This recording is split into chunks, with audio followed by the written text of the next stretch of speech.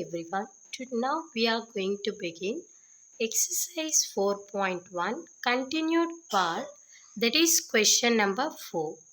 How many lines can pass through?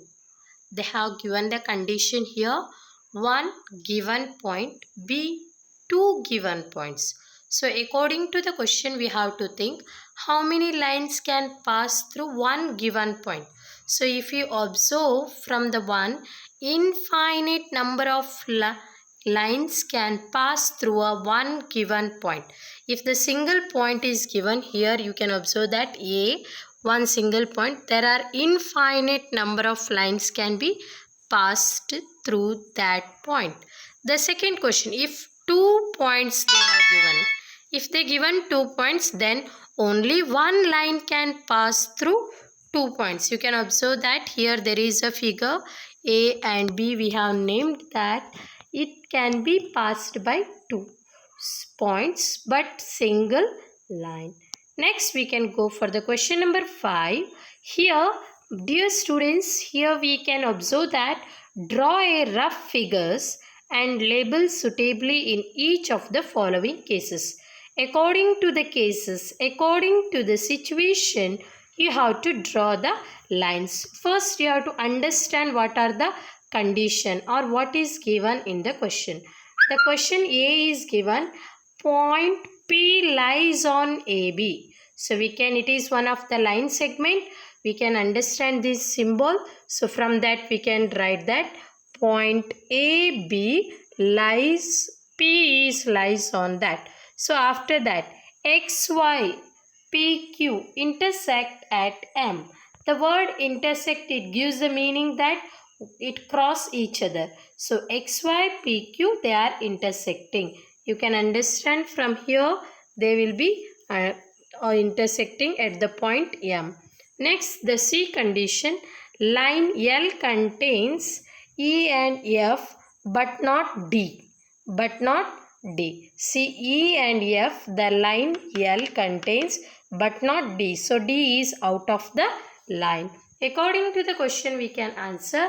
Here there is a OP and OQ meet at O. So OP, OQ meet at O. There is a point OP. So in this way OP, OQ, they are going to meet at the center point O. Next we can go for the next question. That is question number 6.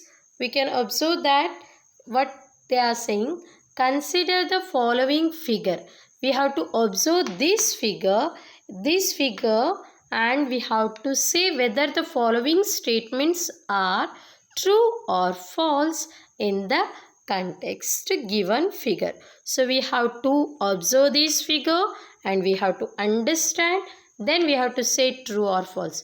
The first one, Q, M, O, N, P are points on the line MN. You can see that Q, M, O, N, P are the lines on the MN. Yes, of course, that is true. M, O, N are the points lie on the line segment. So M, O, N also on the MN. So we can say that it is also true. M and N are end points of the line segment. So M and N, they are the end points of the line segment. Then we can go for D question, that is O and N are the end points of the segment. O and N are the end points. So these are not the end points, these are the center points. So we can say that it is a false. Next we can go for the E question, that is M is one of the end points of the line segment QO. Yeah, sure. You can observe in the diagram M is not at all the end point of the QO. So we can say that it is a false. Then F. M is the point on ray OP. M is the point on the ray. It is not a ray. So you have to say it is a false. Then ray OP is the same. It is not at all ray. It is one of the line. So we cannot, or line segment we can. So we cannot consider these all the false. Ray, which are the ray? They are saying ray OP is same as ray OM. No, never. False.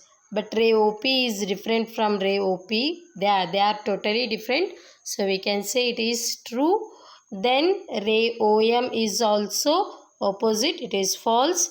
Then O is not an initial point. Here O is in the center point. So we can say that the last one is also false. Hope you understood this, the first exercise. Then we can switch over to the second exercise by the answering to all the questions. Thank you one and all.